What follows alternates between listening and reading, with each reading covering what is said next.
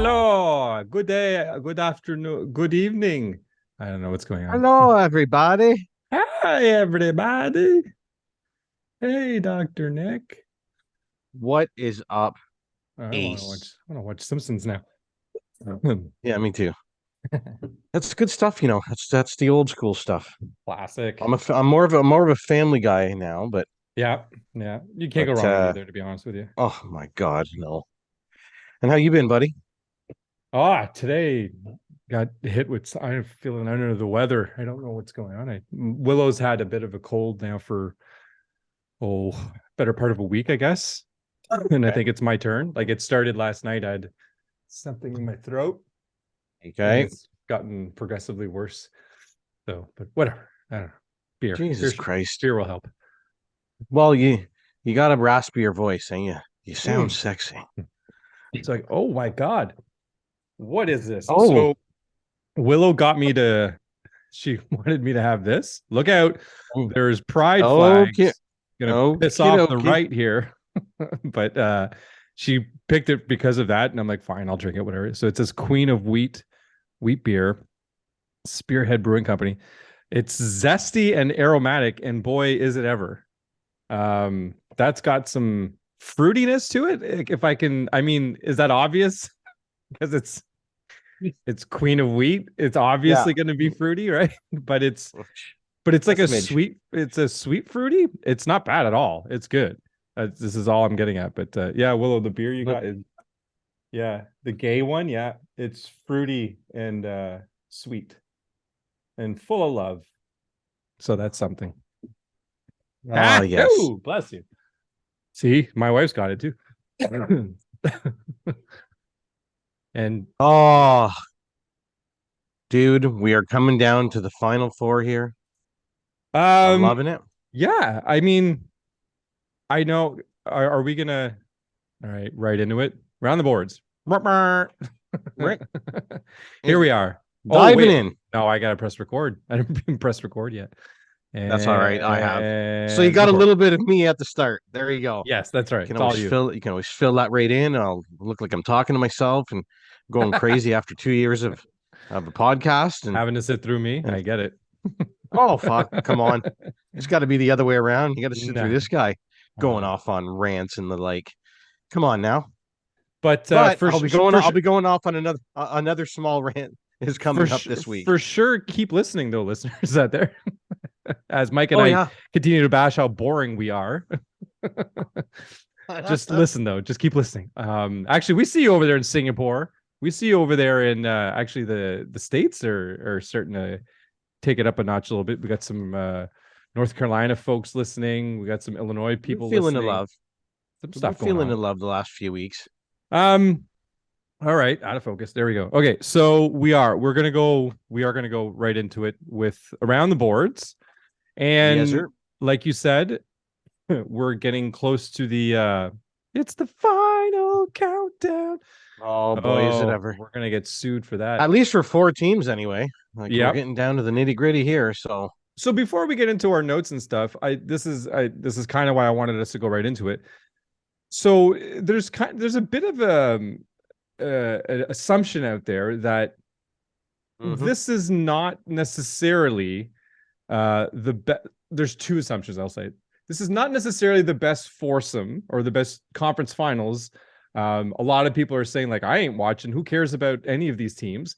And then you get Okay. the other side of people who are like, man, this is fantastic. Southern United States is finally getting some love and with some hockey and stuff like that. So there's that, right?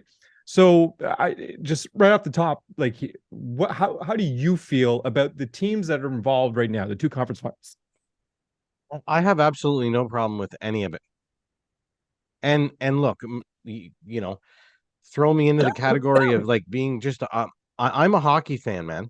Yes, I'm a hockey fan, and as that's it. long as the NHL and hockey's on, I'm good to go. Yes. So, so like, bring on the four teams. Let's get this done. I mean, me personally, you know what? Some old fart is probably looking at this, with the original six teams in mind, for God's sakes, and he's probably Could sitting be. there saying, "Oh my God!" Like you just alluded to, the Southern Southern teams that are in these two conference finals. And the problem is, that's the thing. I don't get it. Like what's the issue? I believe It's hockey. I did say it at one point in sort of a rebuttal to one of the tweets because I was reading several of these tweets where people were like, "Holy geez, what a terrible Gary Bettman must be so happy because he's finally getting hockey in down in the down south, like in the real down south of the United States." But I basically chimed in and said, "Listen, if you love hockey, you don't care who's playing. The games are on. You're gonna watch them." You've got stake. If you like hockey, you've got a stake in each one of these teams. It doesn't matter. There's a storyline for each and every one of these teams that you can absolutely wrap your heart around. As hallmark as that sounds, one guy even went so far as saying, "Listen, my team's not in it, so I'm out until the Stanley Cup final itself." Like, and I don't get that. I don't, dude. If that rule applied, I never even would have got into the season. No, exactly. Like why do you bother to care about hockey at all then? Why are you even replying to this comment? If you don't care about any other team but yours, why are you even in the comments? Who cares then? You don't care about anything. Like look, you have maybe I'll put it this way. You have a fringe hockey fan, and then I'll even kind of put like the hockey fan that, again, like you say, only cheers for his team, right? Right. Like, and then there's true hockey fans like you and me. Again, I don't care. Florida, Carolina, Dallas, like, oh my God, all these teams, they all have a storyline. You can make a case for every one of these teams, 100%, including Florida, by the way. Absolutely. Like I understand. I understand 3 of the 4 are kind of like, oh, they should kind of be there. Everything's kind of playing out as is. But Florida seems to be the, which one is not like the other here. Yeah, exactly. And come on now, come on. I love their story. I honestly, of all the storylines, Florida's is probably the one I love the most because of exactly what you just said. They were the 8th seed. They kind of clawed their way in at the end, and now look at them. And Paul Maurice, are you kidding? I love this story. I love it. And Marty, you and I, like, Christ. I mean, I'm 47 years old. I think you're what, 12 and a half? Going on 13. Yes, you're right. Okay. Soon. Okay. Fair enough. June but 7th. I mean, we let me mark that down. June, okay. Big 1-3. Something pink. So, okay, would you stop now? Sorry. Jesus. Trying to do a podcast here, guy. Oh shit, we are. Sorry. But I mean, with Florida, we've seen this story before, tons and tons of times. Yeah. A team that's been playing playoff hockey for in Florida's case, it was the better part of 2 months here. But I mean, we've seen this before where teams like, the last 3 weeks, month and a half, we've seen this time and again, and they deserve to be there. They 100%. Went into the playoffs like at full force, full speed. They have been doing it for weeks on end. So, to me, as a matter of fact, I love the teams that are in it this year. Carolina finally kind of really punching through here. Yes. We'll see if they can actually get to the destination that they've been working for a little while. Man. Dallas, you got to be happy with you got to kind of be happy. Cool. You got to be pretty pleased with what's going on there. I mean, for me, it's a case of, I'm sure the fan base for a little while was like, oh God, like Ben, Seguin, they're kind of a little bit more on the twilight. And then all of a sudden, and if I'm not mistaken, actually, I am not mistaken, Robertson, Miro Heiskanen, and Jake Ottinger came from the same draft year. Oh, are you serious? My God, are you kidding me? That was the year that Heiskanen was taken 3rd. And I wish I could tell you the other 2, but I know that Heiskanen was taken 3rd that year, but the other 2, crap. I know. So for me, it's like, it's this weird kind of place for Dallas where for a little while I'm thinking that, the fan base and maybe even I won't say management because they probably had an eye on some of these guys.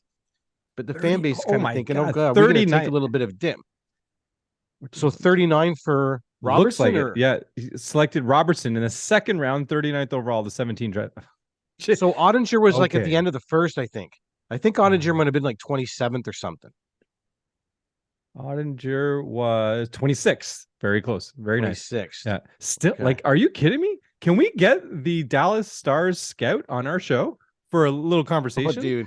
That is some impressive work right there. So, I mean, you've got that. I mean, Vegas, Ah, Vegas is Vegas. I mean, Vegas. Oh man. Bill Foley telling you that within the first 6 years they're going to have a Stanley Cup. Well, they're kind of right on schedule here. Yeah. And honestly, and I know this is gonna be a very unpopular thought. Um, Jack Eichel. You know what? I'm kind of Give happy give for give, him. give the guy his kudos, eh? Like, I mean, he's been Basically. waiting to get in the playoffs forever, Yeah. and dude, he's getting the job done. He's Period. Done. Like, you absolutely don't even doing it. Leading the team on the ice. I don't know about off the ice. I have no idea what he's like in the dressing room. Apparently he's a cancer, but if he's a cancer, then it's, You they're know in what? If he's a remission. I don't cancer, know. then how the hell are they playing like that? Exactly. Like, If I he's don't a know if I'm buying. I cancer, think he's how the comfortable. and furthermore, if he would never get to it being a cancer anyway, because Mark Stone would put that Probably fire out. pretty close. Like, Yeah. Stone comes across to me as he'd be like, "Ah, we're not fucking dealing with this shit." No, exactly. And I agree with you. Like, he's been around the block in Ottawa because he was Yeah. around Ottawa when they Yes. had that whole, remember that Uber ride, and they were kind of Yeah. shitting on the coaches or something like that, and somebody Yep. taped it, whatever. Anyway, he Yeah. was around for that, so he's Yeah. been around that kind of a mess, Yep. and he ain't having any of it in Vegas, No, he's that's for not. sure. But you know what? Enough about all the fluff Yeah. here. Sorry.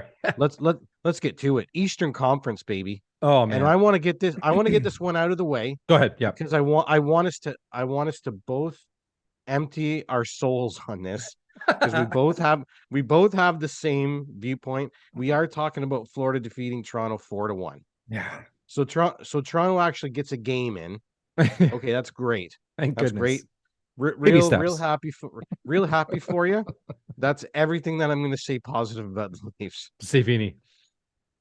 First and foremost, this team, I can't, and I really kind of went over it in particular with my Habs, and I cannot remember an off season for a team that is so filled with intrigue. Like, there is so many roads that this can go down. Do Yeah. they keep the GM, fire the coach? Does the coach stick around and the GM leaves? Are they getting rid of Shanahan? Are they going to change the whole plan? Are they trading one of the core four? What's like, dude, there's like several different ways we can take this conversation. And to me, that's going to be a tough off season for this team, man. Yeah, Because it is because you're right. There's so many different storylines that need to be written on this, but I'll tell you what, this is my prediction for their off season. Nothing all happens. right, let's Nothing happens. okay. You think they run this back? I They're believe they running it back. player wise, they'll run it back. Okay. Now Kyle Dubas would be the only thing I'm not sure on. I think there's an avenue for Dubas to come back. I think it makes sense and it's fine. We're However, gonna know soon enough. yeah. But in order to appease the fan base, I think Dubas will be the odd man out. I think he gets sort of escorted out, and then whoever comes in, one of the first things they do is they solidify their goaltending situation. They make it way better. They'll find a way. That unfortunately may mean someone leaves, like a Nylander. I know JT's contract, while he is the captain of that team, is the writing on the wall that it's Marner's? Yes. Is this the time? I don't know. But I can see something there that makes sense. But my heart of heart tells me nothing major happens. They will run it back. They will solidify their back end with a new GM. That's basically what it means. That's it. I think that's all that happens. Well, I mean, myself personally, and this may be me being a little biased and what I think they should do, but I'm sorry. After this, a- after this, Yeah. and we talked about it on last week's show. Some of the non-effort that Marty, that's really Oh fucking yeah. concerning to me, man. Oh yeah. Okay. Yeah. And what I mean by that is, listen, JT, he's leadership material. Like, I'm fine Yeah. with him. Okay. Yeah. I know that there's going to be the naysayers out there in regards to his contract. And if you want my honest opinion, I'm probably one of them. But for the intangibles that he can bring, like, I'm okay with that. Would I love it to be a lower dollar value? Yes. But I mean, that's nor here nor there. You can't deal with every single little minuscule problem. So I'm fine with him. Yep. And I'll have to be because it's a no move clause. He's Exactly. full no move. Yeah. So I better be comfortable with him because he ain't going nowhere if he doesn't want Yeah. to. Yeah. I have to think, Marty, and I tried to put myself as best I could into a Toronto Maple Leafs fan. Being a Habs fan, I can kind of get a lot of the feels, but what I can't get, like, at least I won in '93. Like what I like, and that's not me. That's not so much a zinger as much as it's like 67 guy. Yeah. Like, and I, I won't go over it per verbatim like because I did it last week. But this cannot continue this way. You built this whole thing around this Shanna plan, you around Matthews. You brought in the hometown boy into like everything. It was like this fucking movie, this romantic movie with the Leafs and everything coming together. Yeah. Even going back to Babcock, you brought in a guy at $50 million a year for 8 years. Like this was all supposed to be the culmination to the Stanley Cup glory Yeah. since '67, Yeah. and here we are again. And somebody can, yeah, but they won a round. Big Oh fucking my God. deal. That's Like, if you want my honest opinion, I almost would have, as a Toronto, if I was a Toronto fan, I would have rather these guys just gone out in four. Fuck it. No yeah. way. Why bring it back to Toronto for what? Like, okay, I guess the guy who owns the Leafs or MLSE, they get some more money out of it. Okay, that's great. Yeah. That's not the But point though. I mean, so you brought it back to Toronto so these guys could be in pain at home. Yeah. Yeah. Yeah. Like, Yeah. They're their own pillows to so cry in. Can I from ask you something though? yes, sir. Do you think Sheldon Keefe is the answer? Do you think sorry, not the answer. I'll just go straight out and say it. Is he too soft on his core four? Quick answer, no. Okay. I actually don't think he is. I think we saw it a little bit at the start of the year. Whether it was placed properly or not, we could split hairs here if we really wanna. But for me, at least that effort was there. And Sorry, with the effort was there from who? from Keefe himself, like Oh, to okay. Sorry. actually kind of hold his players accountable, right? Gotcha. Like he's Okay. calling them out in the media, and then basically he's all, there's this feeling of, oh, it feels like you were kind of hard on them. Are you fucking kidding Oh me? my God. I hope not. Like honestly. No. I mean, I would have to probably agree with you that, I mean, I first and for me personally, I Dubas has got to go. Yeah. He's got to go. It's And yeah. if I'm really being truthful here, folks, I think Shanahan has got to go. Oh, I please. think that Yes. Dubas has got to go. Oh my God. And the only reason I say why Keith has got to go is because no new management team is keeping him. So Oh, just okay. Yeah. clean I can slate see for that. me. Yeah. Okay, because and here's half of my reasoning. And trust me, I don't even like my own reasoning. And Is because you bring in this new man. Okay, if you are gonna go the route of president of hockey operations as Shanahan is, okay, so you put somebody in there. More importantly, the GM. So okay, and coach obviously because I just don't think whoever yeah. would keep Keefe around. Yeah. Now you're saying to the players, okay, if for whatever fucked up reason this wasn't on all of you already, Yeah. it is right now. Yes. Like That's what I think it too.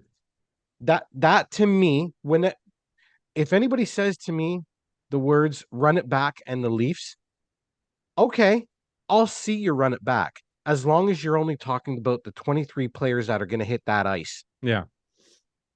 Because if you're talking about running it back, that and the management team, I'm sorry. The definition of insanity is doing the same thing over and over again and expecting different Different results. results. Yeah. I don't like to me this, and I 100% agree.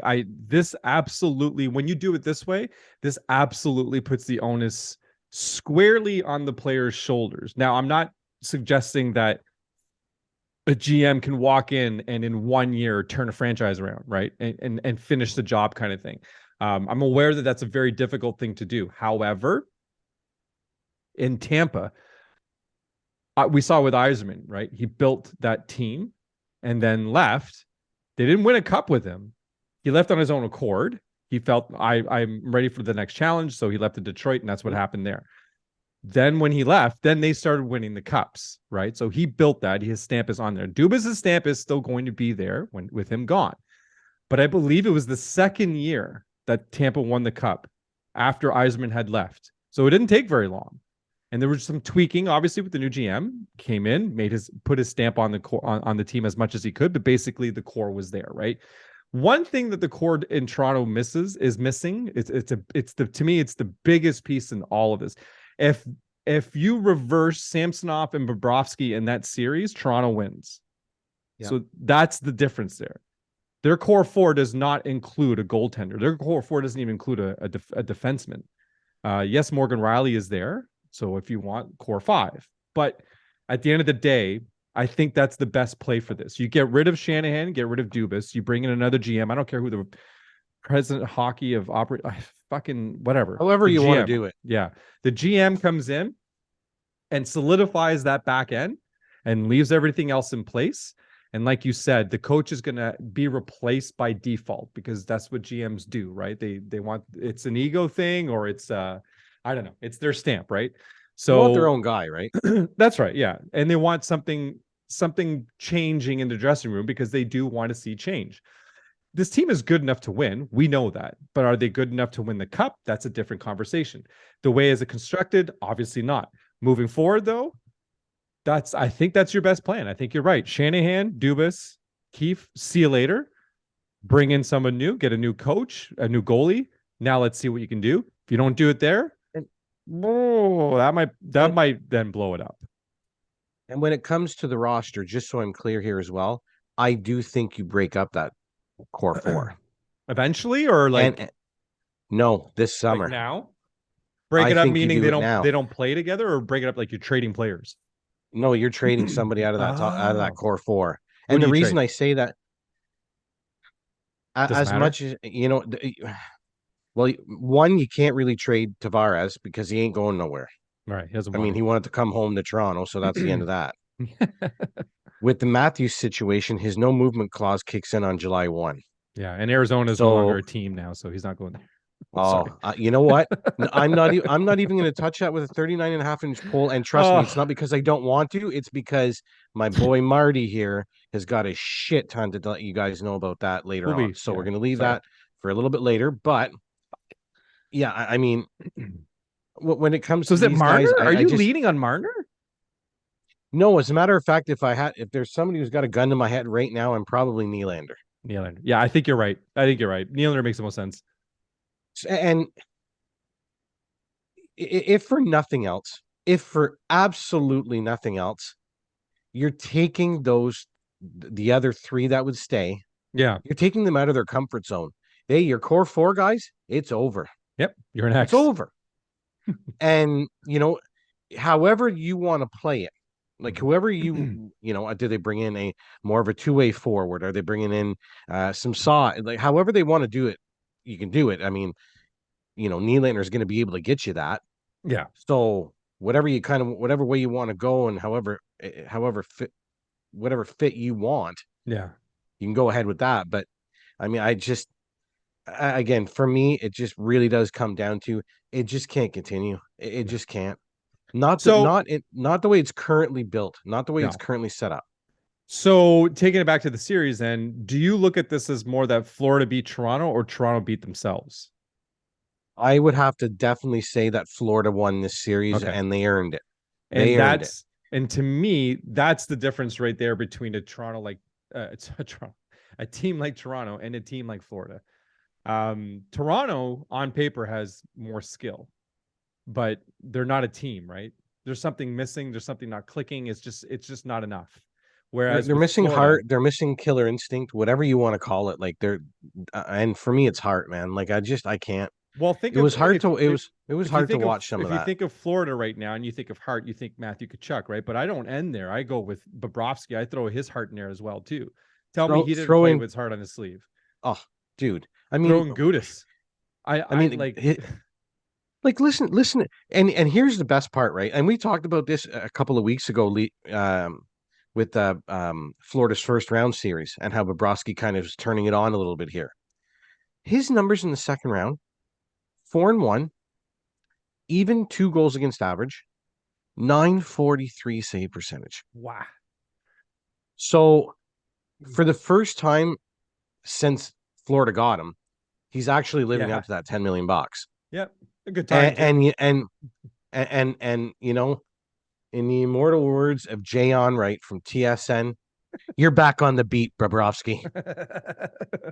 And that's the thing that Toronto has, honest to God.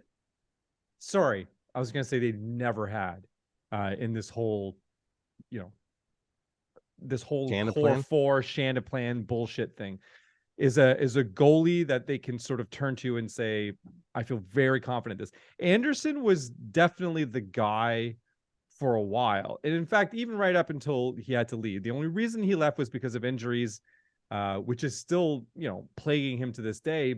That being said, But when he plays though, he's fucking incredible. he lights out Now listen, I know his numbers are even that much better, right? Because the team he plays for. right now. Yeah. But I mean, we all remember his Toronto days. Like this is a guy that could play. Yes. He could. He's a hell of a goalie. Yes, he is. Yes, he's a Band-Aid boy. Yep. He is, and that's why the Leafs walked away from it. But But I then mean, they look at go this, out and fucking get Murray. dude. Like I hear you. you Like went they from walked Band-Aid right into the boy to problem. Glass House boy. Like this is so stupid. It doesn't make any sense. So any argument against Anderson makes zero sense when they go out and get Murray. Who coincidentally, by the way, I don't know if you heard, he did say he was ready to go. Well, like, you know what? I'm going doesn't to tell matter, you one Murray. thing. Sit down, Murray. Yeah, sit down, Murray, because God damn it, you made me look like a fool. I actually No one's friggin' picked the guy trading up for at the you. entry. No, nobody's trading for you, but apparently a GM in my hockey pool will go ahead and draft him, i.e., me. Someone might pick you up, I Oh, for guess. Yeah. God's. That was a good Yeah, move. that was anyway. Moving on from Yeah. Matt Murray. Sorry. Total kudos to Florida. Yeah. Bobrovsky, Yeah. super series. I mean, it was really nice to see for Bobrovsky. It was. He's had his critics and he's deserved Yep. them, Oh yeah. but give him his kudos whenever he's putting up the Yeah. numbers that he is. So Whether or not he can keep this up is a different story. Now, where we shift over to Carolina, go ahead and take it on. They beat the Devils 4-1. Not this, it's same result, but not the same feeling. oh man, no, not at all. Right. So go ahead. Oh no, I mean, for me, this was one of those series where, and we said this about the Devils earlier in the playoffs. They're playing with house money. Yes. Like, Yeah. what's that? We lost 4-1 in the second round. Okay. Yeah, we'll take that. Yeah. Like if at the beginning of the season you tell that team and that organization you're going to lose to the Carolina Hurricanes 4-1 in the second round, thank you, sir. I'll take 2. Yeah. Like, come on now. I mean, the up and coming team. And here's the thing about these guys. Like, you've got some. First of all, the goaltending is, I would say, solid. I would say solid. If you're moving forward with any kind of like a Vanacek, Schmid, maybe Blackwood's still around for whatever reason, like I would lean more Vanacek and Schmid. Yeah. But I mean, Hughes breakout season. Oh man. Sure. I mean, you've got some great pieces coming on the way. Simon Nemec. You've got sorry, Luke. yes. You got Luke Hughes. So you got some good defense coming up the pipe. Dawson Mercer. Oh Like no sophomore slump for this guy. no. 82 games, 27 goals, bud. Second season, 29 Sahara. assists for 56 points. Do you not think he's going to be on some guys' radars at the entry draft? A little bit. Like, if this, can you imagine if this guy ever, actually, I'd have to double check and make sure he's in the centerman, but if he could ever get next to Jack Hughes, yikes. So I mean, long story short, I can't. New Jersey, you're in a good spot. No problems with how this played out. No, Took out the Rangers, a solid team, great huge. goaltending, Ruined a and lot of they've got some brackets. good stuff.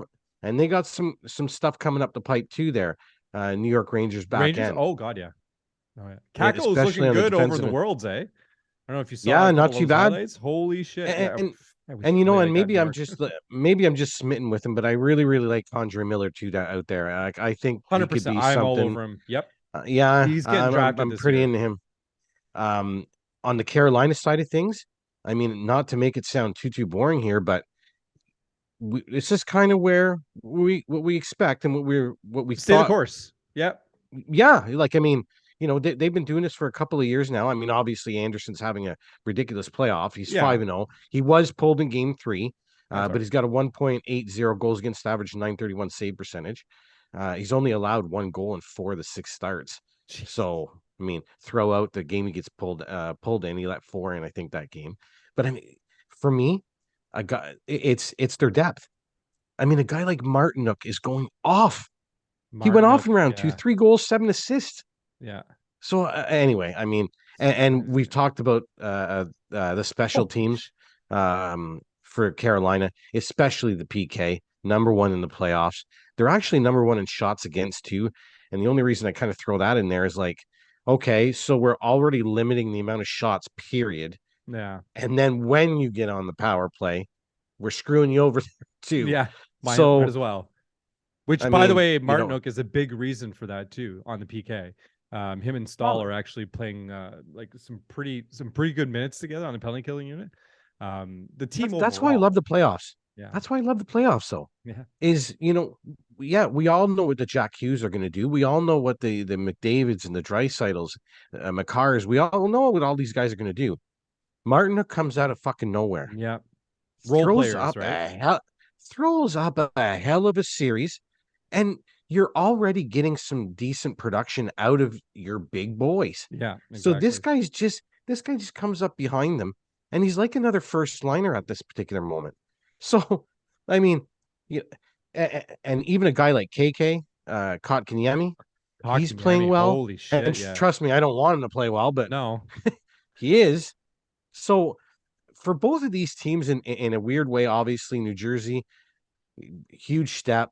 You're in a good spot. look at the Carolina, depth though. where you're Holy supposed, shit, it is nuts, man. man. And Stahl's leadership, like talk about Yeah. this guy. First of all, the family's been around hockey for.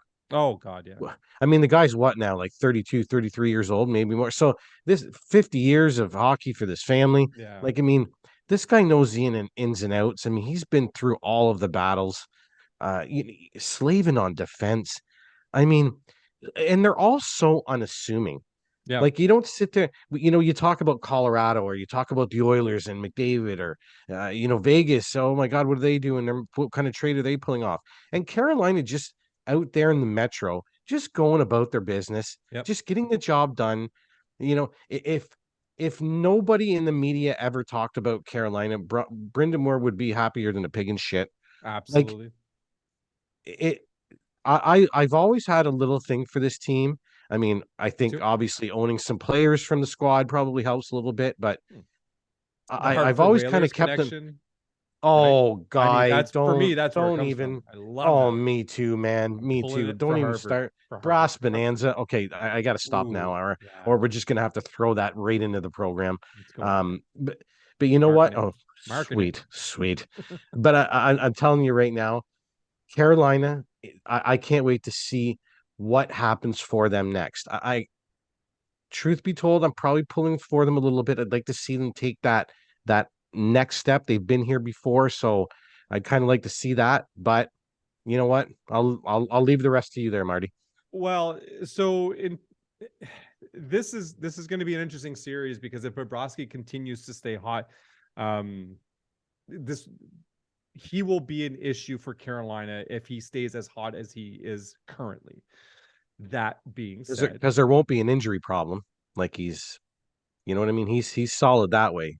yeah, There isn't kind of any kind of injury issue or injury worry there like there is on the Carolina side. So exactly, yeah. So now, and that's exactly it, and that's the flip side to it because you've got on the one hand, you've got Bobrovsky able to go in and night out and really put up the kind of every Stanley Cup winning team has that goalie in their crease Yeah. that's just is playing great. If you don't have that, you're not going anywhere. Now, Carolina does have the luxury of actually having several goalies who could actually play that role, but clearly right now it's Fredrik Anderson or bust. So now the minute he goes down, collectively, the Hurricane fans, they just hold their breath and like, oh my God, what the hell are we going to do now? Let's hope Ranta can hold it together, or maybe they call it Peter again. Now, that's and listen, Kachuk, Montour, all of them, even Sam Reinhart, Gudis, the way he's been playing. This team collectively, Barkov, I didn't even mention Barkov, like they're a very skilled team, very talented. They can absolutely handle what Carolina can dish out. I will always say this though, as Carolina's secret, or everybody's aware of its secret weapon, which doesn't matter if it's a secret or if everybody was aware of it. What Carolina does so goddamn well that no other team in the NHL can equate to is the way they adapt to the play and change on the fly, make adjustments as they go, and no one misses a beat. Every single player knows their role. They got Paul Stastny on the fourth line right now, and he's probably absolutely fine with that. That's not why they went out and got him. They didn't go out to get him so he can play on the fourth line, but it doesn't matter. This is the team. These are the plays. This is what we do. We adjust as we go. So while Carolina may not come in and sort of dictate the play as it starts on puck drop, they have the ability, but their strength is really at making adjustments on the fly and going from there. That's Rob Brindamore. That's what he can do great. And that's where I think they've mastered that so well, and combine that with the players mastering it and adapting to it so well. And this group of players doing so well with that. I don't know that there's a better team to represent out of the East than Carolina right now. To me, this is the best team in the East. Florida, if they win it, it'll almost be an emotional win. It'll be backed on emotions. There's no way Florida comes in and blows this out. There's no way that Florida comes in and wins this in even 5 games or 6 games. If Florida's going to win this, it's going to be on 7 games. But my heart of hearts, this is absolutely Carolina. Everything is there for them now. It really feels like this is their year now. And I know this is easy to say, conference finals, this is where you go. Carolina should have been considered to be a heavy favorite from the get-go. They've been doing this ever since Brindamore took over. So they've been doing this for 5 years. This is a culmination of a lot of work over several years by both the players and the coaching staff. To me, this is it. This is the one. So I at the end of the day, I hate to break it to you, Florida. I see this being Hurricanes in 6. And I'm saying 6 because I do feel that Hurricanes are going to have an issue with injury in nets, like you said. So I do think that's going to hurt them a little bit. Those games that they're going to lose are going to be close ones. Like I said, nothing's going to get blown out here, so it can go either way. But I'm calling 6 for Hurricanes because they're, at the end of the day, they're the better team. They're the better team, and they have the better coach. Well, I mean, me personally, I am going to go Hurricanes as well. I just think the way that Florida's playing right now, call it pesky, call it like just in your face Nuisance. How what? Even that's a great word. Like it's just you just kind of can't get rid of them. And yeah, long way of getting around to it here, but I'm going Hurricanes in 7. Oh, okay. I think that Florida can push this to the brink. I feel good about Florida squad. Am I picking them to win the series? No, but that doesn't take anything away from. I mean, they're on a heater, and in 7 games, that means it can go either way. Like they're on a heater. I would have to back up, like you're saying. Just this is kind of what's been built here for several years for Carolina. Like this is like these guys. If you're, I mean, in the NHL playoffs, you're ultra focused, but I mean, like these guys have got to be laser here because I mean, a lot of that group's been around together, Marty, for a long time now, Brindamore Yeah. included, Oh probably yeah. several members of that coaching staff. So, Yeah, you know, it's you true, got to eh? kind of say, and not to say it's not as important for Florida. That's not what I'm getting across. It's just, you know, Florida, I think, is a little bit of a team here that is playing with house money as well.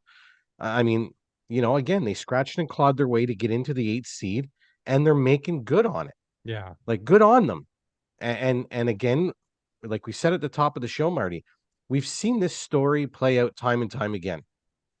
Team that has just been playing quote unquote playoff hockey for a number of weeks or months, like they're ready to go. Oh yeah. They hit the ground running as soon as it goes from game 82, whistle goes to game 80, game 1 in the Yeah. playoffs. Oh yeah. Like they've been on, Yeah. where a team like, and I hate to use Boston, sorry, Ron, but had things sewn up months beforehand. Yes.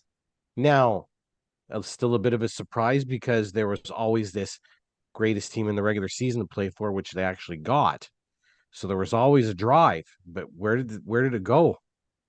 So Yeah. all that to say that, you know, still giving Florida their due. I really do think they can push this. But yeah, for me, Hurricanes in 7. All right. Well, then who after that? So what's going on in the Western Conference here? What are we talking about? Are you happy? Like, are you? Do you see Well, what the listen, outcome was as being yes, this makes sense? it does make sense. Obviously, Seattle surprised us all Yeah. with their 2-round march. Vegas, you know, my prediction at the beginning of the year. So if I'm going off my predictions at the beginning of the year, no, this is quite a surprise to see Vegas here. Yeah. But again, and I weight this so much because a lot of it had to do with their goaltending situation at the time. Yes, it was a small sample size that Logan Thompson had played, and he played Yeah. well. Yep. But you know, I just didn't know if that was going to get the job done. Well, it did, along with several others, Quick included. So yeah, with what I saw during the regular season, is this surprising where Vegas is at now? No. Is it sad to see the Oilers out a little bit? Yes. I mean, you know, I couldn't pull for Toronto, just can't friggin' do it. But Edmonton, you know, I was hoping to see them continue on too. But Yeah. as with Carolina being this kind of like little darling for me in the East, I would have to say that my darling in the West is Dallas. I just I like them. I like them. Goalie, your stud D, you got your secondary scoring, and the best part about it is it used to be your leadership group. It still is, but Yeah. I mean, in Ben and Sege, and then you've got your new crew now. Well, throw in Pavelski, a fucking ageless wonder, and then you've got the two young kids in Hinston. He's having a ridiculous playoff, Oh man. Yeah. and Jason Robertson. We'll get into him a little bit too. Yep. But I loving the Dallas thing. I mean, you know, uh, I kind for Dallas, for their organization. I mean, I don't think anybody goes into a series saying, "Oh yeah, we want to play 7 games." Yes, like that. I don't think that's the case, but I think this was good for Dallas. Um, Seattle gave look, dude. It was 2-1 in Game 7. Like Seattle gave the Dallas Stars every last drop that they could handle. Okay, Yeah. Oh yeah. and they didn't have McCann for the full series. Yummy, yummy, yummy, yummy, yammer. Hmm. So lots of little things, Yeah. minuscule things that end up adding up. But I think this was good for Dallas. I'd like to see Ottinger maybe settle things down. I won't say calm, but settle things down a little. Yeah. Uh, you know, we haven't exactly seen this type of stuff out of Ottinger in his young career so far. It's Right. been pretty solid right from start, from word go. But he's had some hiccups here in the playoffs and Yep. has been exposed to a certain extent as well. What more can you say about Pavelski? Geez, I 8 mean, goals guy a has a game. stupid. Fuck. Oh, dude, that's just nuts. I mean, again, Heiskanen comes back from taking an absolute shot to the face, man. Oh man. Like You never look like a he, hockey player dude. It afterwards, look. eh? Oh Oh man, man. you know what? He didn't even look like a friggin' hockey player. I couldn't even tell you what he looked like. Like that thing was just so friggin' anyway. Good on him. You know, playoff hockey, get the whole 9 yards. Absolutely. But you know what? They're going to be up against Vegas, and and you can really make a case for Vegas too. Oh yeah. I mean, Oh I fuck yeah.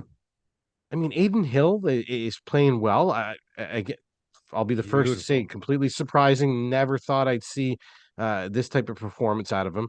Uh, I mean, for Christ's sake, he's what, 3-1, 2.19, 219 goals against average, 934 save percentage. So you've got the goaltending kind of taken care of. Maybe not well, where you thought you were going to this be is at right, the and start of the year. this is the problem with using backup goalies that are hot. And we saw it in Edmonton. It's part of the reason why Edmonton lost. The problem with backup goalies or goalies that are inexperienced, that you've caught them on a hot streak, if you lean on them too much, eventually they show their true colors. Because look at what happened to Laurent Brossoit at the start of the playoffs. He actually came out very well. He was playing Oh very yeah. well. The first couple of games, in fact, the first series, he played very well. Then the fucking wheels came off because he's a backup goalie. That's what happens to backup goalies. They can't handle the load. 319, 894. That's where Laurent Brossoit ended up with. Now, Aiden Well, he Hill, got injured. He got injured though, eh? He got injured. he did, but his numbers are still 319, Oh no, 894. no, yeah. Injury or not, it Yes, doesn't yes. matter. Those are the numbers. Results speak. That's all that matters. Aiden Hill currently 220 and 330 or 934. Great. But at some point, the wheels are going to fall off on Aiden Hill too. Now, luckily for Vegas, they've got a guy who has done this before in Jonathan Quick. So they've got a backup to their backup to their backup. And I recently read today, Logan Thompson apparently is getting pretty darn close to return. What do you do there, right? Though, like, do you throw Thompson, a rookie Yeah. goalie himself, who yes had a great season but hasn't played in like what 4 months? Do you go to I'd him? say if you're on the verge of elimination, I think maybe you could massage going to him, Right. and Yeah. the fan base would understand you. But Yes. to your point, though, I mean, it's been months here since this guy's had any kind of game action. So Yeah. I'd be coming worried. in, and you and I both know, like, we're halfway through the playoffs here. Mhm. Like, you want to talk about hitting the ground running? Oh man. Like, Yeah. buddy, Good you point. you Good you point. are in the thick of it right now. So, Yeah. And but I that's mean, when you weigh Vegas against what they've got over in Dallas. Yes, you're right. Jake Oettinger has not necessarily been the Jake Oettinger that we all know and love. However, at the end of the no, day, he's not playing terrible. 275, 903 with one shutout. He's getting the job done. And to me, a big reason for why Dallas had an issue and maybe why Oettinger periodically slipped up is because Haxall and Seattle knows how to expose another team's weaknesses and take advantage of that. That's what they do very well. They do a lot of things really well, but that's one aspect that they do very well. So I think once you shift the mentality of the style of play to another team like Vegas, who Cassidy is doing a great job over there. However, there are several games where they allowed multiple goals, multiple games in a row. So they have the tendency, is what I'm getting at, to possibly blow a tire. Dallas is very, very good at offense. There's a lot of players on that team that can put the puck on the net. Heinz, Robertson, Ben, Pavelski, Dandanov, even Heiskanen, who hasn't scored one yet, means he's due. I know he's on defense, but he can still do it. Tyler Singh has got 5 and 13. Wyatt Johnston, like these are some younger kids. Mason Marchment needs to wake up too. There's a lot of players on this team that for Vegas to do this successfully, they not only have to have their goalie, whoever the hell that is, play at the top of their game, but they, as collectively as a team, have to play at the top of the game. And I'm just to finish one last point about Vegas. I'm sorry, Mark Stone, his back. I'm marking it down right now. He is in tremendous pain right now, and he is not playing anywhere close to, I wouldn't even say 75%. He is being drugged up and sent out there to die. And he's saying, let me do it again and again. Don't make sure I don't miss a shift. But it's hurting him and it's hurting his team. I pointed out on Twitter, everyone had come back down. And this was for against Edmonton, and there was a goal. Edmonton tied it up. And I watched him come down the ice. He did not skate with any sort of sense of urgency, nothing. He was the last one there. And by the time he crossed the blue line, Edmonton had scored. So this is hurting the team, and they're masking it, right? They're doing the best they can to Stone is still leading by example. It's pretty remarkable what he is and has been doing. But Yep. make no mistake, he's about to hit a wall very, very soon, and he will be taken out of the game. I wouldn't be surprised if he gets taken out after game 1, and then it's do or die. And they'll, here, bud, here's some cortisone shots, here's some cocaine, just take it, and you're in the game. And that's going to cost his career. I don't like any of this. I don't think anybody should. But Vegas is going to be in tough, extremely in tough against Dallas. And it's unbelievable. Like, if this guy's in that much pain, right? He's got 12 points in 11 games. Like, it's Think just of that. Think of that. like, could you imagine if this guy was completely healthy? Oh my God. In the Like, playoffs on it's, this team, oh my God. That'd be awesome to watch. He's so I mean, gifted. it's a pretty evenly matched when you really go over all 4 teams. Yes, you can maybe kind of say to yourself, okay, the whole Florida thing, but even then, like, it's pretty evenly matched right across the board. And the West in particular, I Yeah. will say, is like, this is 2 teams that, if I'm not mistaken, I think Dallas may have come out of that division. So I think you have 2 division winners that are facing off each other in the conference finals in the West, in Vegas and Dallas, if I'm not Oh, mistaken. division winners. I'd Oh, I'd, sorry. I'd have to double check that, but No, Colorado won oh, they did come back. by Okay. 1 point. By 1 Okay. point. Okay. Yeah. Yeah. Yep. And then out in the first round from the Kraken. Thanks, bud. Yeah. Yeah. But yeah, I mean, it's going to be some really, really great hockey. I It mean, is. flat out. Yeah, it is. I don't know. Line for line. If you can't get hyped up for what you're going to see in regards, like, I mean, these are some great teams, man. Yeah, they are. And that's And why like you I don't said, understand at the top. Like, why would you say you're not going to watch hockey? Then you don't love hockey. You don't. You love hockey on your terms and your rules only, and nothing else will do. Okay, you're a fringe fan then. You don't love hockey. You love one version of hockey, and that's it. And that to me is like, all right, you're a fringe fan. That's fine. Every sport's got them. But you're not a real fan of, at least not of hockey. So that's because these teams, Dallas, Vegas, Carolina, Florida, holy shit. There's so many role players on all 4 of these teams, man. There's a reason to love all of these teams, man. This is going to be really good hockey. here's a good question for you. All right. What is the prediction of the Western Conference? The Western, I'm predicting Dallas in 6. Sorry, Vegas. Sorry, Golden Knights. Same thing too. And I actually surprised myself because I would have kind of pushed it to 7, right? Because I mean, again, 2 evenly I could matched see teams. that too. Yeah. I don't know. I feel like that Dallas is, I don't know. And again, maybe I'm a little bit biased. Maybe I'm kind of picking with my heart rather than my head a little bit. But you know what? I think they have the pieces. Yeah. Do a couple of things need to fall into place? Yes. Yep. And it has nothing to do really with Ottinger or anybody else, other than, for me, is Jason Robinson needs to. Yes, he's having an okay playoff production wise, but But I mean, that's what's scary. He's got to score more than 2 goals.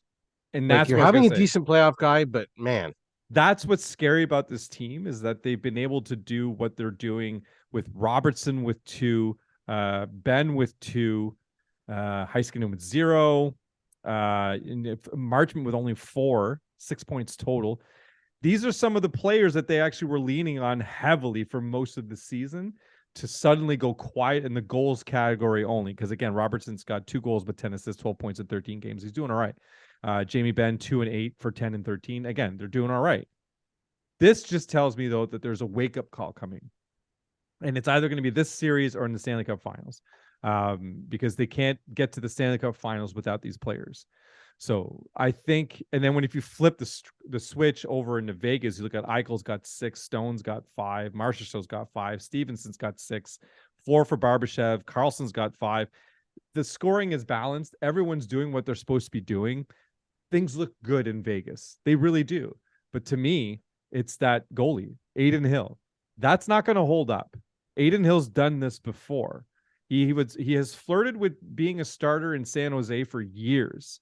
And when he was finally given the reins, it took him about 25 games for the wheels to completely fall off. And then from there, I don't think he's ever been relied upon as a starting goalie ever since, and rightfully so. He is a lifetime backup goalie, one of the best, by the way. Though, and there's no shame in this. This isn't a knock. There's a place for backup goalies, and backup goalies are so fucking important, especially in moments like this. But he's not playing backup goalie; he's playing starter.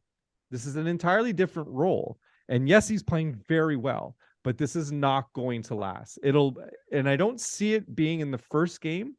I see it being in the second or the third game where the wheels come off for him, because that's going to be much more detrimental to Vegas to try and recover from. But again, an ace up their sleeve is 100% Jonathan Quick. That could be a game changer. That could, now that I say this out loud, this could flip. I could go Vegas in 7 because I just said that.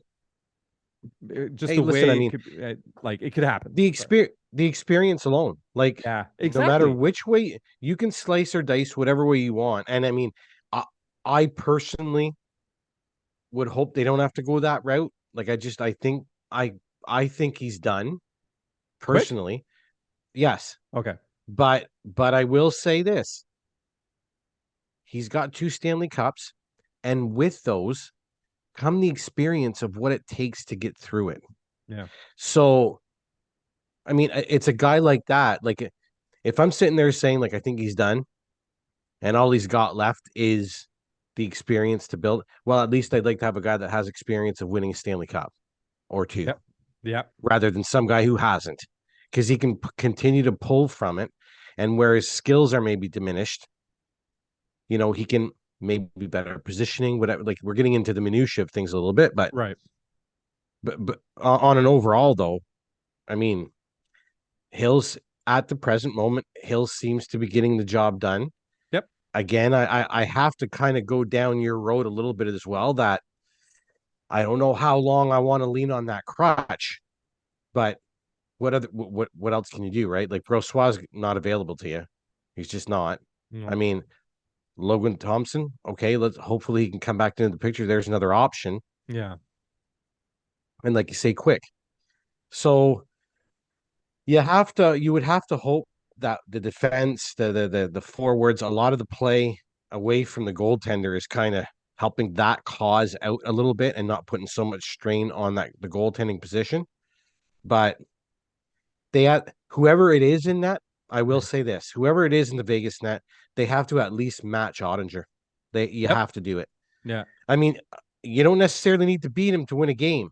They can get it done otherwise. Right. But he's going to have to, he's going to have to be playing at that same level. And the one thing that I do want to say that is going to be, well, I'm going to be keeping a stern eye on it. Okay. I want to see how Peter Angelo looks, because he took a fucking beating in Yeah. that Edmonton series. Little Because bit. when you have Leon Draisaitl smacking you like that, Yeah. and I mean, Lots of minutes obviously, too. Playing like 25 like minutes a you game. I mean, this is an obvious comment. Any hockey player playing in the playoffs is in pain. Yeah. Okay.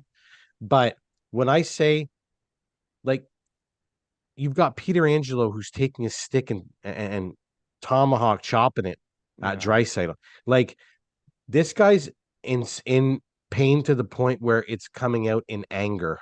Okay. So you can't tell me that he was not affected by that. I mean, yes, again, obvious comment, Mike. Thanks. We saw the stick, but I'm just talking about the whole mental aspect of it, right? Like, this guy just kept getting hammered and Yep. hammered and hammered over and over again. So, is he done? Does he have anything left? Does he only have 3/4 left in the tank? Like, you know, It's a good even the question. Oilers, even Woodcroft, Jay Woodcroft mentioned it. I think it might have been, I want to say maybe end of game 4 or leading into game 5. And he's like, yes, we've made an investment. And he didn't say by name, but he's like, yeah, we're making an investment in regards to that defender, basically, right? Right. Like, we're one hit in game 1, one hit in game 1, one hit in game, then another 5 in game 2, and then maybe another 6 in game. Like, this kid is going to start to wear out a little bit here. Yeah. He can only take so much. So for me, that'll be quite interesting to watch and see how that all plays out, as he is basically the linchpin of that defense. So Yeah. Quick question about Vegas. Does Kessel show up in this round? He's been healthy scratch for quite a while now. I'd have to say at some point, you see him at some point during the series. Yeah. I think obviously Cassidy kind of stays with the winning, a winning formula, if you will. And, Kessel's been kind of on the sidelines looking in here, and Yeah. it's an option to go to. I mean, the guy's going to be ready to go whenever he gets the call. Those guys can kind of be dangerous sometimes because if Phil Kessel's anything, he's a sniper. Yeah. Like he's not a two-way forward, so you're not bringing him in for any defensive acumen.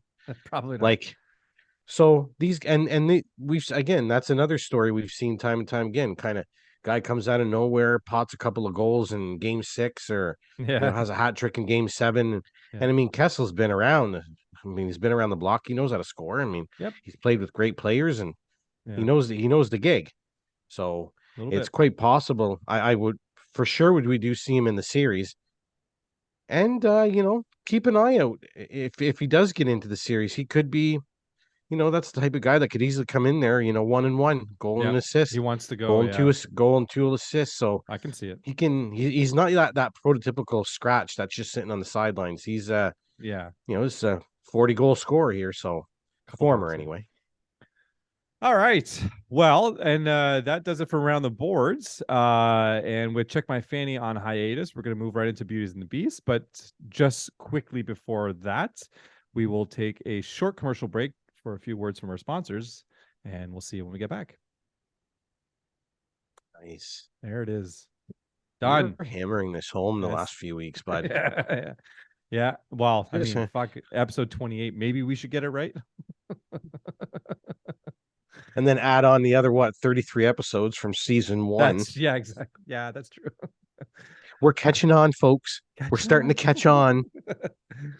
Jesus Christ. So you're gonna bring us back, and you'll get right into it, and then we'll do mine. Sounds like a plan. All right. And we are back, ready to attack Beauties and the Beast. And I'm going to start things off this week, Marty, if you don't mind. Go right There's ahead. a guy that I've been kind of waiting to talk about here. We alluded to him a little bit in Around the Boards. Yeah. Jordan Martinook. He has to be a beauty, man. Like this is like, I mean, this guy is so not a first liner, and I don't mean that in any kind of a bad way. I just mean like you have your Ahos, you have your Shushnikovs, and then there's Martinook. And he's just kind of your, kind of second line, more of a third liner, if you will. But we said it earlier in the program, Marty, and I'm sure we're going to see it again in future playoff contests. Guy just comes out of nowhere, third liner, fringe second liner, puts up a huge amount of production in a series or during the playoffs. Martinook's giving him that secondary scoring and it's not even like Carolina would need it per se. Right. But let's call it what it is. You'll take every last little drop that you can get out of your whole roster when it comes to the playoffs. Absolutely. Like we'll all be on the mend later on. Yes. So in regards to Martinook, I had to make sure to give him some love. He's been on quite a heater lately. So 5-game series and 10 points. I mean, the guy averages 2 points per game. So anyway, I mean, I don't need to go into much more than that. Jordan Martinook, you are my first beauty this week. Thank you. Next up, Ty, and I've been waiting to say this name for you, bud. Yeah. Ty Cartier. Cartier. Oh, not what I would have gone with clearly, but yeah, all right. No, Cartier, and you've got yourself an undrafted 22-year-old from Kingston, Ontario, Canada. May I add? So again, one of these guys that's coming out of nowhere. Now, listen, this guy isn't even close to a point a game or any of that kind of business. So, I mean, it's not so much for the fact that the guy's completely going off, but again, undrafted. Like, I mean, the guy passed through, a couple of drafts, didn't get picked, comes in and has been having a decent season down there in Coachella. Firebirds. Yeah. I think he's got something to the extent, I want to say like 47 29, points. 47. Or sorry, 28, 29 for 57 and 72. There you go. So 57. I was going to say 47, 57. But anyway, having a decent year, comes up for the playoffs with some injuries and Want to throw in another guy in there? Nine games played. He's got 3 goals, 2 assists for 5 points. I mean, just an unheralded player that comes to, through the woodwork during the playoffs. Got to give the kid some love. I mean, getting the job. He had a great goal on against Skinner and what I think it was the Oh, deciding. I think it was the deciding game, and it might have even yeah, I been think when he so. got pulled or Yeah, yeah. beauty shot. I mean, Skinner should have had it. He had nothing in front of him, obviously. But anyway, Ty Cartier, you're my second beauty this week. Now for my third, it's the old gray beard. Where would the Dallas Stars be without 38-year-old Joe Pavelski? Like, this guy can tip pucks like it's nobody's business. Like, Oh, straight to it. there's the story of him, like, staying out after practice or before practice, and all he's doing is tipping pucks. Well, that came to the forefront in this series. He got a couple in off of tips. I mean, I don't know. It's not that I don't have more to say. It's that what else are you going to say about the guy? Like, this is just we talk about gamers, right? Like, this guy's a gamer. Comes back Yes. from a friggin' concussion. Oh Game one man. of this series, I believe, 4 goals in a losing effort, mind you, but Yeah. 4 goals. Like, I mean, if you're a player on that team, like Marty, we talk about leadership and the intangibles and that kind of stuff. He's he's got it in spades. And yeah. Like, Oh how man. how are you? This guy is going to drag that team to the cup. Yeah. If he Yeah. has to, he's going to Oh drag yeah. him there. And I mean, 8 goals in the series. I think he tied a franchise record or something to that extent in Oh regards really? to one series and the amount of goals or whatever. Okay. So hey, listen, super great character. I mean, the guy's got leadership oozing out of him, for Christ's sake. Yeah. But a guy who doesn't have much oozing out of him right now is Jason Robertson. Oh, And you, sir, are my beast this week. Now, I want to first let's just get first things first out of the way. This guy's not having a horrible playoff. no. Like, not at all. 12 points in 13 games, 2 goals, 10 assists. +1. Here's the issue. You're a 46 goal scorer in the regular season. A little bit. Okay. Hockey games are won not by assists, they're won by goals. Yeah. And you are one of the best in the league at doing so. They're going to need it, man. Yeah. If we talk about the Dallas Stars in the Stanley Cup final, and let's even go as far as saying being successful. Yeah. If that happens over the next 3 weeks to a month or whatever, Marty, Yep. Jason Robertson is going to start scoring goals for this to happen. His name better Like, be mentioned. they, Yeah. I really, really don't think that you can continue going here without him putting the puck in the back of the net for 2 reasons. One, actual team success. Yay, we scored a goal. We're leading the friggin' hockey game. There you go. But number 2, and Marty, I've never been a professional hockey player, but I Yet. have played competitives. I have at 47 years old, bud. I'm hedging my bets Okay. Fair enough. and I'm taking the under. That's a that's a prediction you're comfortable with. Yeah, oh yeah, bud. Oh yeah. But I mean, when it comes to this guy, he's gonna need to pot some. You Yeah. have to get it done. Yeah. You're someone that the team has relied upon in regards to That's why you're that there. That's why you're aspect in of the the top game. line. I mean, one of the best in the league, like I say, to do it. They're just going to need it, man. I mean, again, weird to have a player like this with the production he actually has, the overall production. Yeah. But I mean, hey, listen, you take those 8 goals away from Pavelski. Let's say he's still out with a concussion. Yikes. I don't think we're talking about the Dallas Stars in the No. 3rd round. No. And I think that a lot of people would 100% agree with me. Like, Yeah, I I agree. mean, without Pavelski's production here, I don't think Heroics. Dallas gets through yeah, pretty much, man. Save the Pretty team. much. And again, and I know 4 of those goals were in one game, Yeah. but still that was still a productive other 4 goals in the remaining 6 games in Absolutely. playoff hockey. So Yeah. Clutch. it's just a matter where he's going to need to come through here at some point for this team to continue to have the success that they're having. They Yeah. can't do it without him. He's just too big of a piece. And that's my Beauties and Beast. You're completely right. Bingo. Bingo. All right. So I'm gonna start, and all of this, I think I have one. Yeah, I've got one player in my Beauties and the Beasts. The rest are kind That's of all right. That's storylines. all right. So actually, let's start with the player, then get it out of the way. So Max Domi, which I'm surprised we haven't even talked about yet, Oh, because frankly, yeah. I don't listen. I don't like it any more than anybody else. I don't like putting Max Domi on this list. I really don't. I don't personally. When I saw the trade, we talked about it. We saw it as being kind of useless. It wasn't really. They didn't need to go out and get a Max Domi because all that Max Domi was going to bring them was trouble, according to me.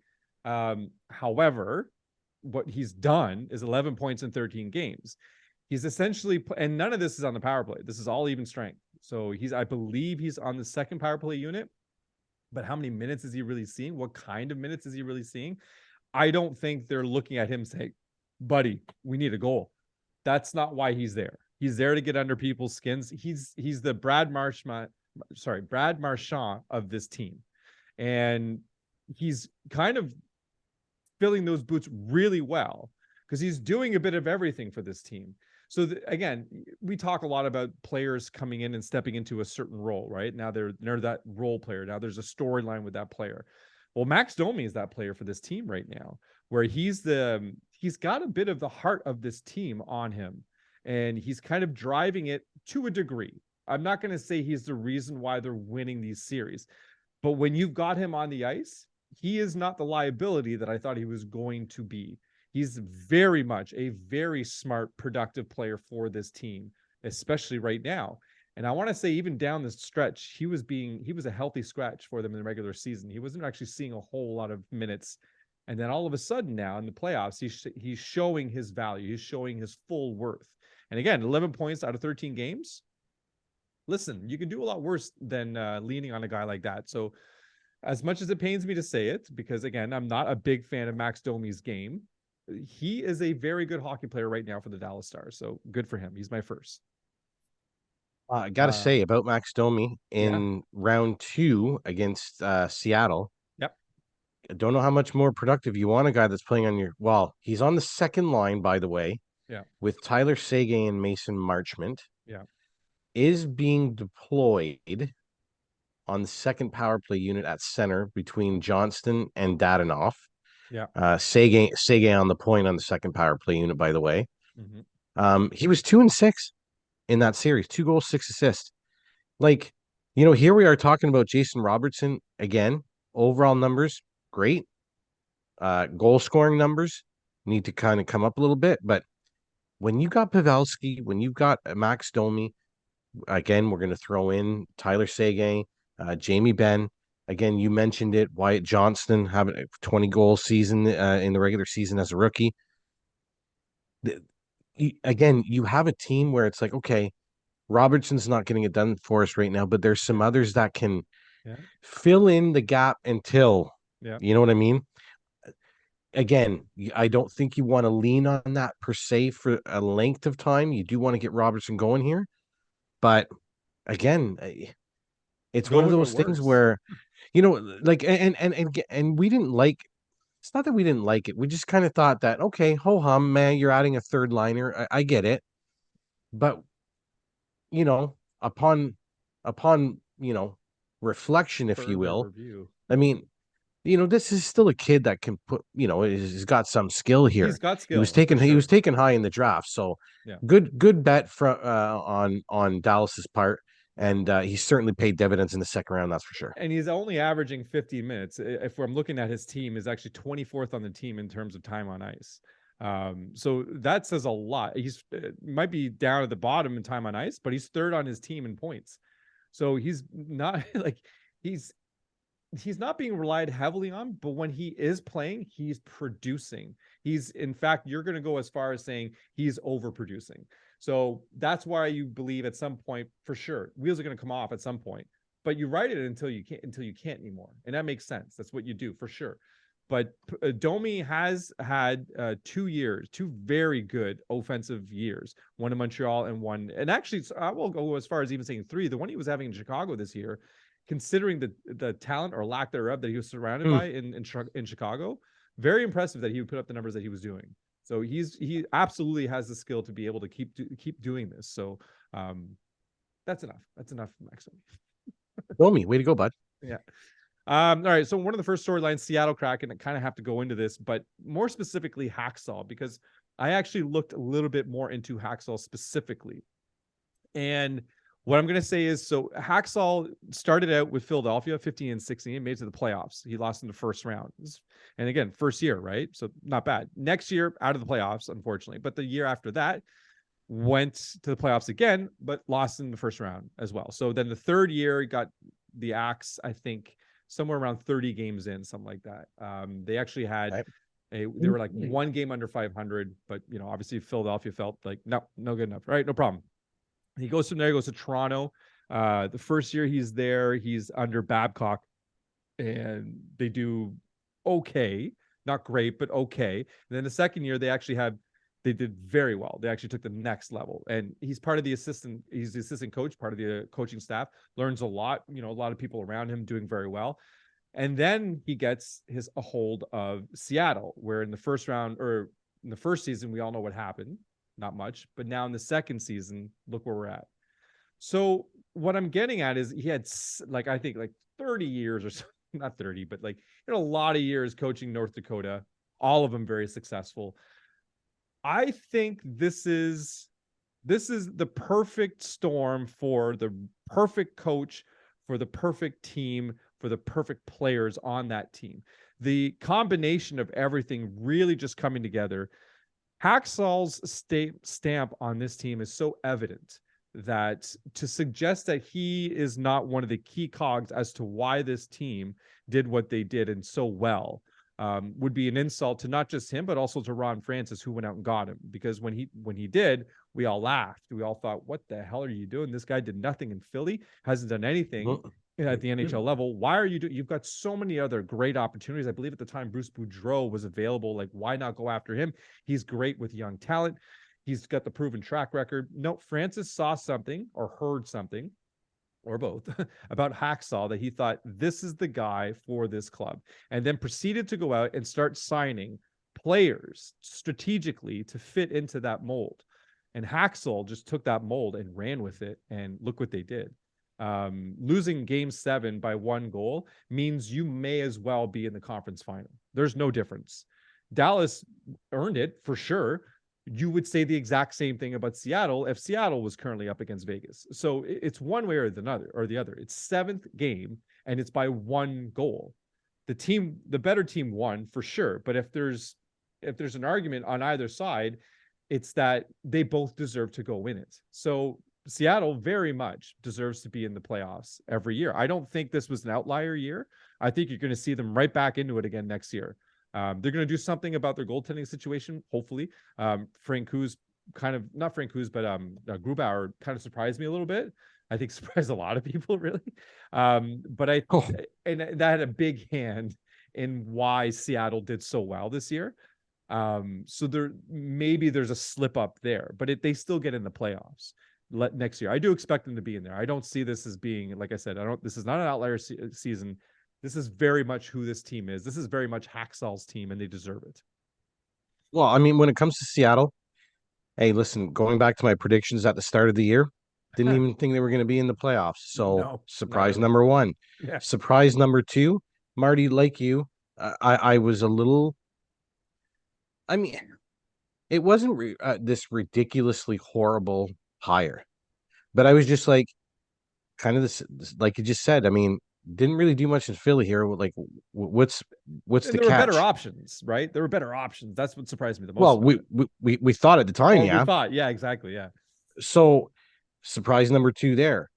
And then the biggest surprise for me, of course, is I still don't understand how this all happened with the type of goaltending they had all year. Yeah, but hey, listen, there's black and white numbers on a sheet of paper, and then there's actually playing a game. And as long as I win 6-5, as long as I score 1 more than you, I win. That's it. So the goaltending can look horrible on paper, but if they're getting that 1 save, third period, 2 minutes left, they're up 6-5, they get that save. That's all you need. That's it. That's all you Exactly. need That's all you is need. that one save at the right time. So super surprised across the board when it comes to Seattle. Um, really looking forward to seeing what happens in year 3. I mean, Yeah. that's a massive jump. Uh, let aside from the goaltending, I really like the way the team played. Yeah. Um, Me too. another collection of misfits that Yeah. either a team didn't want or thought they wanted to keep another guy over him, blah, blah, blah, this, that, the other thing, whatever the situation was. These guys came together and said, okay, well, nobody else wants us. Seattle does, though. So let's give it to them. Let's make it And happen. you know what? And on top of it all, and the cherry on top here, what a great fan base.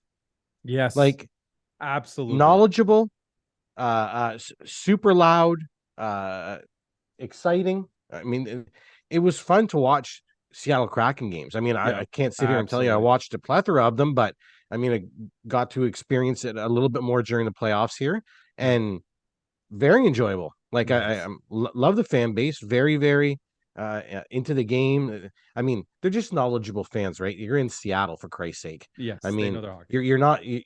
you're not friggin' under a rock from hockey. I mean, they're very well You're not aware in of it. So Phoenix. Ooh, that's not nice. There's some what? people. There's a What? lot of people in Phoenix that know their hockey. You know what? That will be and already is segue of the year. Yeah, Like, that's where we're at now. oh, but My beast. This is and just know, get yeah. it all out. I 'Cause I got a couple of things too. yeah, I good. got a couple of yeah. Let me start by saying I am aware that there is a good core of hockey fans in Arizona. There is absolutely a fan base that deserves to have a team that they can turn to, that they can grow with, that they can, Austin Matthews came from Arizona. Like obviously they've got some reason for hockey purists to say no, there's a mecca over there that we can tap into. There's no reason to think that there's no hockey in Arizona, because there's a couple of teams out there. It's great. What they don't have is an NHL team. What they don't have is support for an NHL team. What they don't have is enough fans to support an NHL team. What they should not have is an NHL team. This NHL club has not been an NHL club for way too long. Way too long. It took all of what? Maybe 3 years in Quebec of the Nordiques suffering before they were shifted off.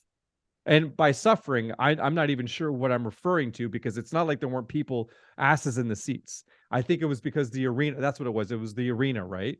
The arena couldn't accommodate a big enough fan base, right? Even though they're I think selling out every day. there was some tension between the owner, I think, and maybe how like maybe it had something to do with him wanting something, I believe, and he just wasn't getting it, and he's like, okay, well, let's just move the team. Okay. So I think a lot of it had to do with Marcelo Bou at the time. But you know what? I'll have to stop there because I may even be right off of my wagon right there. So All right. Regardless, okay, and I'm only mentioning Quebec because you'll know why.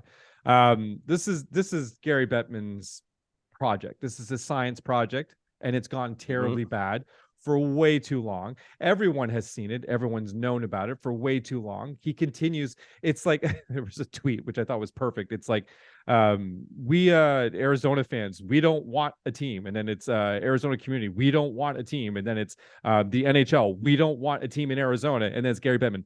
Yeah, but have we tried hockey in Arizona? Like, it's just everybody's telling you every year it's not going to work, and then Gary Bettman steps up and says, "Well, maybe there's another avenue."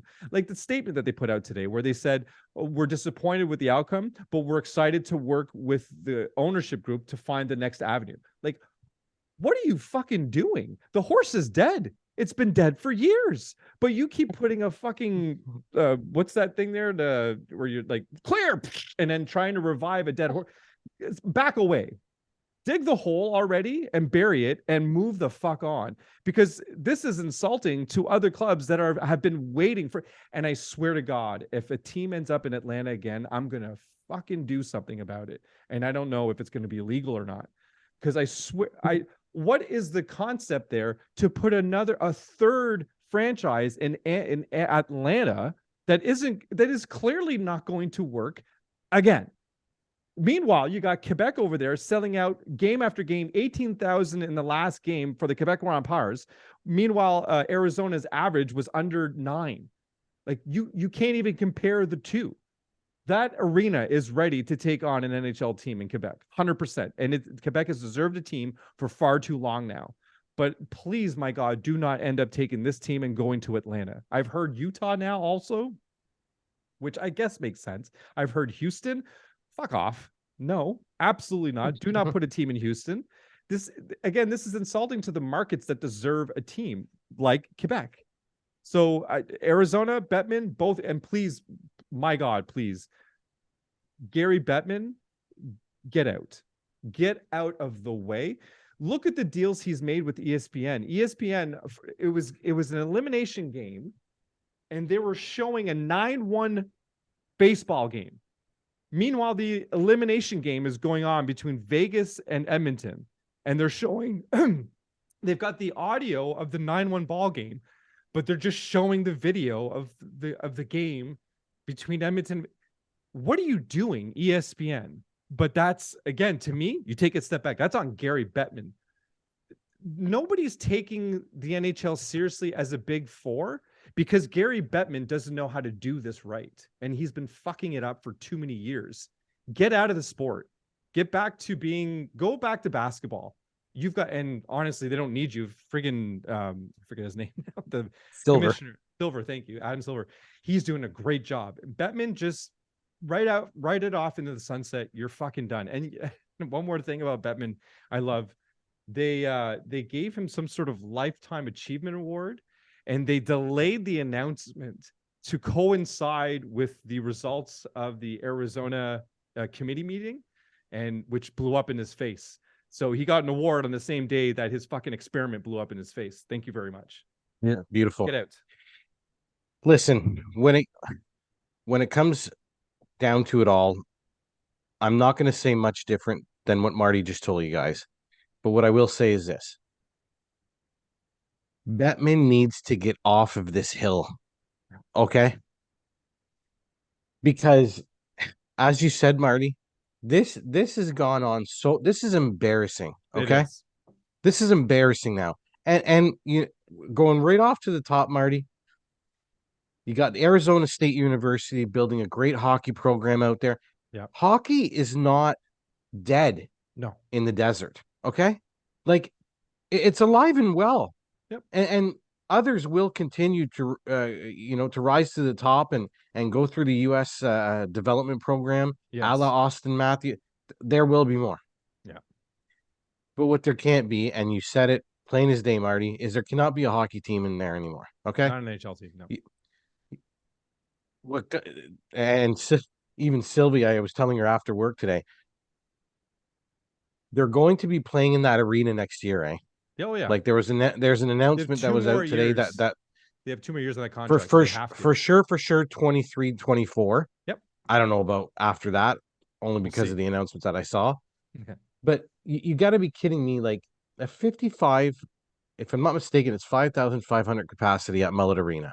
Well, guess what? There's a Colisée Pepsi sitting in Quebec. There you go. It's got a capacity for 15,176 people. Okay. That's 3 times. that's well, not literally, but it's basically 3 times as much as Mullet Arena.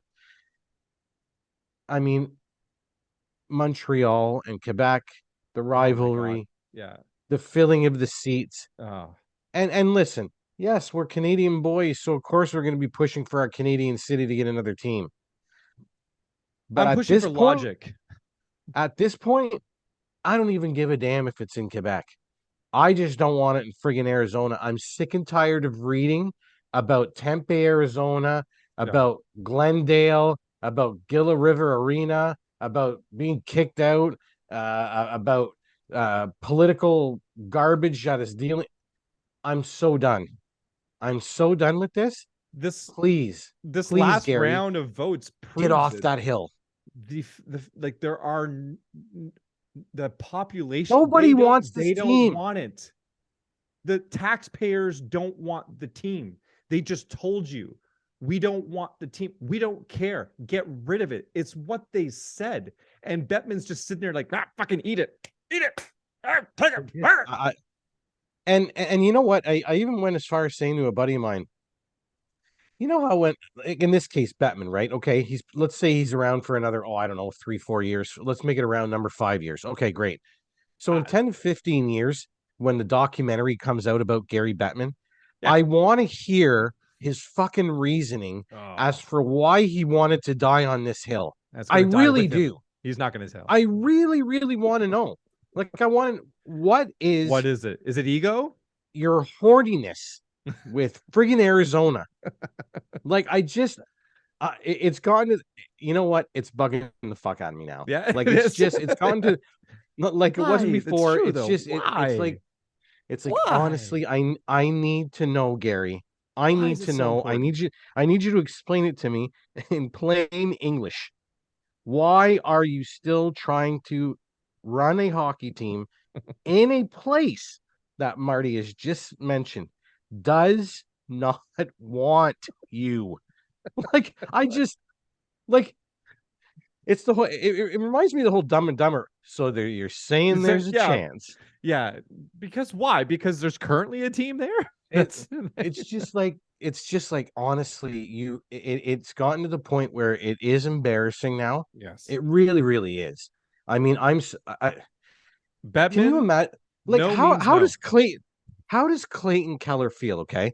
This guy has played in front of more fans, Marty, with the United States National Development Program than the fans that are watching him at Mullet Arena. And again, I'm not shitting on hockey in Arizona. Like, Arizona State University has built a wicked program over the last, of what I know of, about 5 years, if not more. Okay. If not, I really don't know, but they've been around for a little bit here, and they're building a really great program. They are. Yeah. Like, there's good things going on with the words hockey and Arizona. Absolutely. It just doesn't involve the NHL club. You have got it right. It's not the Arizona Coyotes, that's for sure. Like, I just can't understand it. A guy like Clayton Keller goes through all of that, gets to the big show, and who does he play in front of? 5,500 college students. Now, listen, I'm making a big deal out of it there. It's not all college students, but you get the gist. I mean, they're sharing this arena with the college team. Like, come on, man. Come on. You're the NHL, like you mentioned, Marty. You're one of the top four, or the big, or you want to be part of the big four. Part of it, yeah. Well, you're not act like it. Fuck. Yeah. Act like it. And even I'm the sorry. Buffalo Bills don't play in a college arena. Although they're good now. It doesn't make any sense to me. Okay. And yes, I'm always going to lean to the Canadian side of it because we will eat up hockey here. Okay. Yep. It's a 15,000 arena, but it'll be filled to 18 every time. Quebec got that team ripped away from them, basically. Mm-hmm.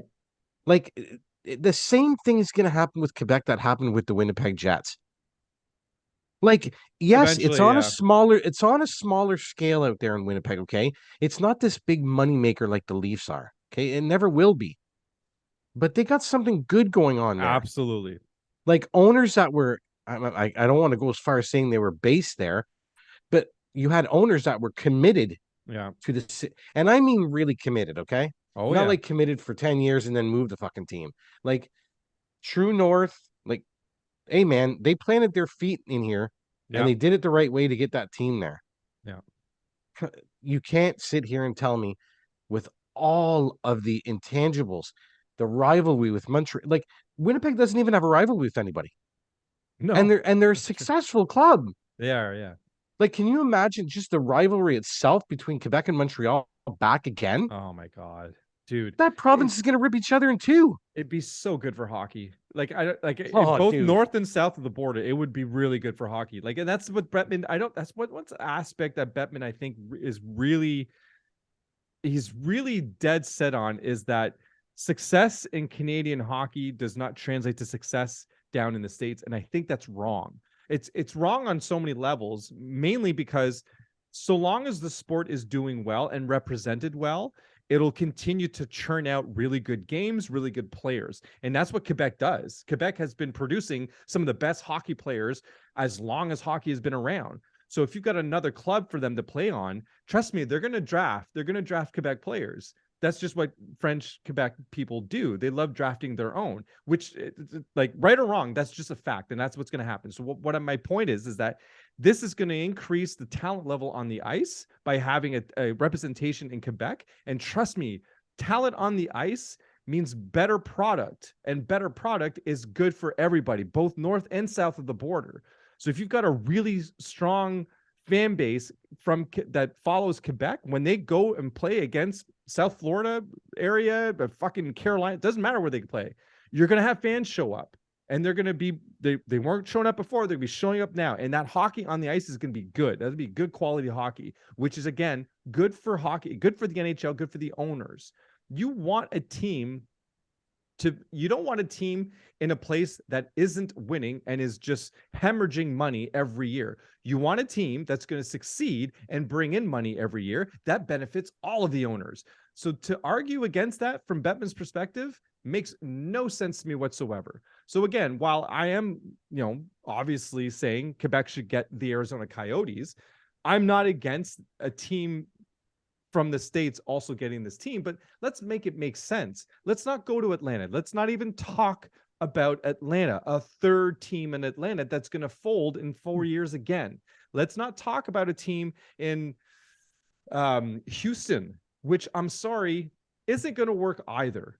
Hockey's doing great in Dallas. They've got them. Leave it alone. You need to spread it. You don't want to just jump on. It's not like New York where you got the Islanders and the Rangers for years and that's working out. You're not going to be able to recreate that. You don't strike lightning twice. You put this team, I would actually be okay in Utah. It kind of makes sense in Utah. I can see that actually working out pretty good. I'm not sure what they would name the team.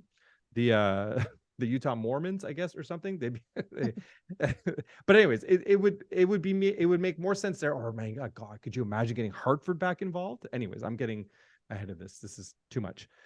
Just I do have to make absolutely wholeheartedly, and I do have to make a quick little edit. The Colisée Pepsi is actually the old Quebec Coliseum. Okay, so that's permanently closed. What I was thinking of, not using the proper words, but what I was thinking of was their new Videotron Center, and it actually does have. Yeah, it actually does have more seating. It's got nice. 18,259. So way over a third of or times 3 of the but listen, the Ottawa Senators last year, who are just about to be sold for $1 billion, averaged just over 16,000 fans last year. I guarantee you, Quebec comes in, they're selling that 18,000 plus there's going to be standing room only. They'll be they'll be 110% capacity every game. I guarantee you.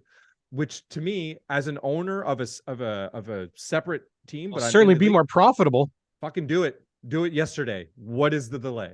Oh yeah. So it's definitely more profitable. So I don't understand why the move is. Anyway, we could sit here and ramble on about that forever, but we kind of did. We don't want a 2-hour show again. So there you go. All right. Thank you very much. Good way to bring it back. Thank you. Yes. Bring it back. And there you go, folks. That is our show 28. For this week. Done and in the books. Oh, yes. There we go.